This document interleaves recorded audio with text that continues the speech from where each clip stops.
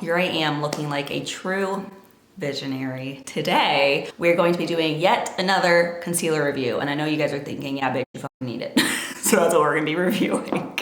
Before we get started with the video, if you like under eye corrector reviews, concealer reviews, skincare, make sure to like and subscribe, and let's get on with the video.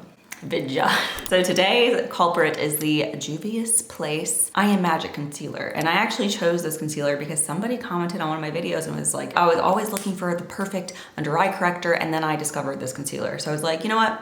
You sold me. So I picked it up from Ulta. It is $14 and I got it in the shade 22. I tried the shade 21 out first and it was way too light for me. It honestly made my under eyes look worse because of the undertone and how fair it was. So I do feel like these run a little bit lighter than expected.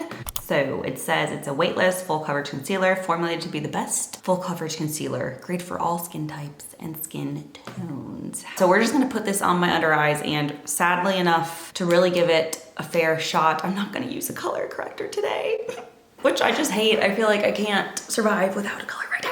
I can't do it. This isn't my first time using this concealer. I've used it before, but always with a color corrector. I would be happy to find a more affordable concealer that I love versus my $36 Hourglass concealer, because I'm almost out of that one. And I'm like, do I really want to be picking up another $36 concealer? So that's why I'm using this. So I'm going to be applying this under my eyeballs with no under eye corrector, blending it out with a sponge, and then I will use my Hourglass setting powder to set it, because I feel like the Hourglass powder has the most skin-like finish and it doesn't really add any coverage. I just feel wrong not using color corrector. And I'll just put on one eye first so you guys can see the difference. I do like to let it sit there for like 10 seconds or so to dry a teeny bit. Supposedly it's supposed to add more coverage doing this, so I'd like to do that. Also, all the makeup I use will be linked below if you're wanting to peruse. I'm actually getting my lips done today, again, by Courtney at Radiance Med Spa and Vinings. Plug, I'll have that information below too. So when I do a check-in later, I'll be looking a little cray-cray. So let's go ahead and blend this puppy out. So like I said, it's not my first time using this. I do really like how blendable it is, and it does feel weightless like it said. So it blends out very easily. You saw there was no struggle at all. This is what one layer is looking like. Pretty good. I still have some darkness. I feel like it'll never freaking go away, and I just feel awful without a color corrector, but you see the difference. It's definitely doing something. I have really dark under eyes, but I would say this is definitely medium at the lightest to full coverage. So now that we have one eye, just for comparison, I'm going to apply it to the other eyeball. Let it sit for a minute before I blend it out. I'll definitely put on another layer because I am who I am. Here's what it looks like on both eyeballs. Considering what we started with, I would say this coverage is pretty good, but me being me, I'm going to apply another layer.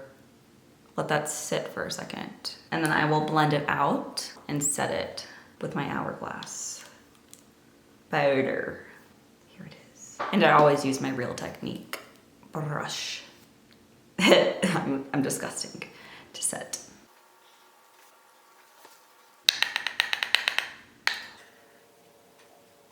And this is what they are looking like with 2 coats and being set. Excuse my red veiny eyes, but I definitely still have some darkness. I feel like a color corrector would fix that. Even when I use Tarte Shape Tape, it's like impossible for me to get 100% coverage. I'm gonna finish the rest of my face of makeup, and then I'll check in later to see how it wore. But so far so good. Now I'm going to put on the rest of my makeup so I look less dead.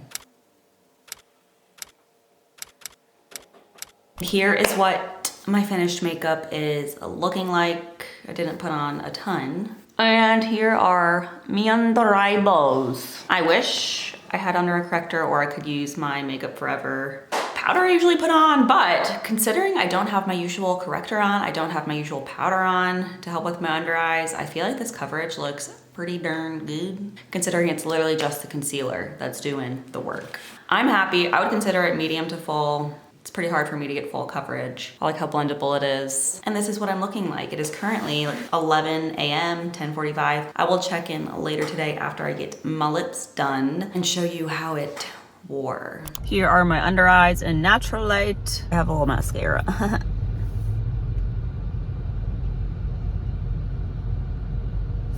Not too shabby. So far, so good. Just keep watching. It is now 5:30, so it's been 6.5 hours, and I now have swollen lips. Beautiful, but that's not what the purpose of this video is. I'm gonna talk to you guys about what my concealer is looking like. I will zoom you in. As far as coverage goes, I do feel like the coverage is about 90% the same as it was earlier. Maybe I've lost a little bit, or my darkness has peeked through a teeny bit more. But what I have noticed, which this hasn't happened before, like I said, this isn't my first time using it, I do have some creasing, specifically under this eye. I guess both eyes.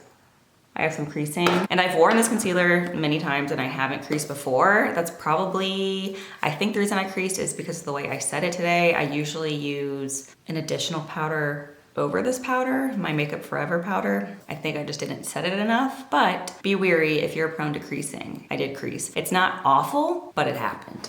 All things considered, I used this concealer without an under eye corrector, without my normal powder and setting routine, and I feel like it lasted pretty well. I would say it's medium to full coverage. It blends out super easily, and I really like it. It's only $14. I feel like if you're looking for a high coverage option that's not too drying, definitely check it out. They have a really good shade range as well, so I recommend it. I do think this is a good concealer for the price, and I really don't think I'm going to be picking up the Hourglass concealer during the Sephora sale now that I found a much cheaper option. So guys, that was the video. Let me know what else you want to see in the comments below. Make sure to like and subscribe if you like this, and I will see you guys in 2 Wednesdays. Peace out. Bye, haters. Peace.